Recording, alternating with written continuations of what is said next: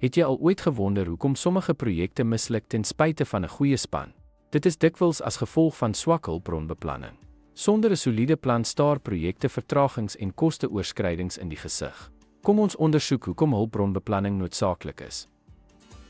Dit identifiseer die personeel, toerusting en materiaal wat benodig word. Hulpbronplanne help om koste akkuraat te skat. Dit sluit skedules in vir wanneer hulpbronne benodig word. Doeltreffende beplanning voorkom hulpbrontekorte. Hulpbronplanne optimaliseer toewysing en gebruik. Dit bied 'n verwysing vir die dophou van hulpbronbehoeftes oor tyd.